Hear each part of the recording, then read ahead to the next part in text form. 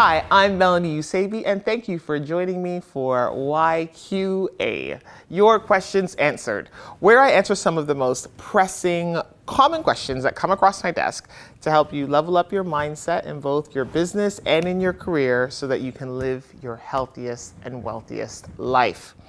So today we are talking about overwhelm. Have a letter here from our friend Nancy, who is basically feeling overwhelmed between family, between life, between your job, between your friends, between just trying to get some sleep at night. There is a crisis, my friends. We are feeling really overwhelmed. Things are coming at us from all directions, and sometimes it just feels better to hide in a blanket with Rufus and watch Game of Thrones marathon for the whole weekend. Thing is, I know even though I may need the rest, you have to attack overwhelm head on. And I don't necessarily mean go into a frenzy and tornado of activity and just try to attack that to-do list. Actually, when you're dealing with overwhelm, it's best to take a step back. So when I feel overwhelmed, this is what I do.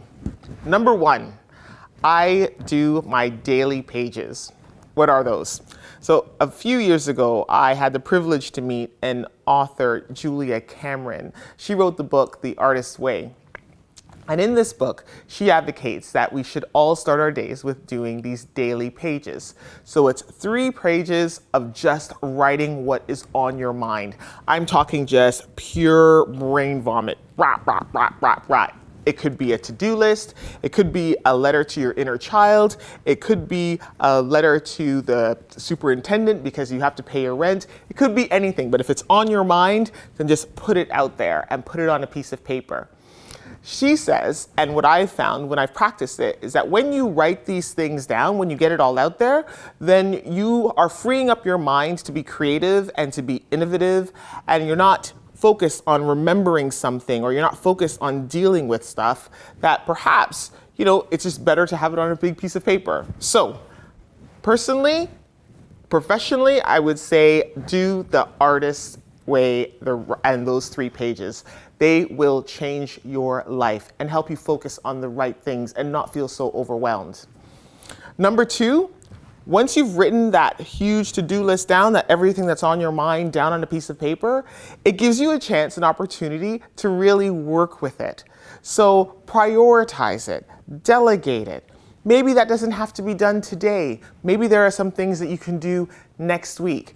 But you can't do that in your head. You have to do it on a piece of paper. It's so important for you to get everything out there, even if you get a whiteboard and you just write things down, or perhaps you get a Post-it notes and you stick them all up on your walls, and then you can start organizing it and seeing trends and seeing, maybe links, seeing things that you can kind of delegate, seeing things that you maybe can, postpone for a while.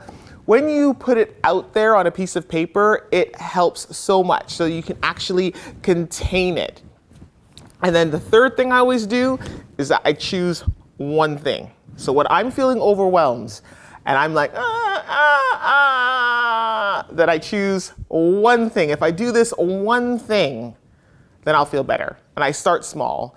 I'm not going to go off and build an awards program in a day. You can't do that. But if you do one thing to even just get a small sense of accomplishment, then what happens is that it helps unlock you so that you can get other things done. So in combination of all these 3 things, so that's the Artist's Way, and then unblocking your creative flow, unblocking that overwhelm by putting it down on a piece of paper, prioritizing it and delegating it and figuring out what things need to be done now and what things don't need to be done right now by yourself or can be done by someone else. And then number 3, do the one small thing. One small thing just so that you can unlock and get that ball moving, get that snowball growing so that you can get back into the flow of things. But most importantly, you are not alone. We, again, are having information thrown at us constantly, and now it's time for you to just sit back, stand back in your strength, in your glory, and be like, hold up. What actually needs my hand today? What needs my input today. When you start to do that, then you start to feel more empowered and you start to create boundaries and you won't feel so overwhelmed. And you know what? Always, always, always reach out to somebody. There is no shame in your game. So if you are feeling ridiculously overwhelmed, then get that safe space friend and let them know and say, hey, I'm feeling overwhelmed, and help them talk you down, because quite frankly, we're all going through it. So I would be very surprised if there's not someone in your life that could help walk with you when you are feeling overwhelmed.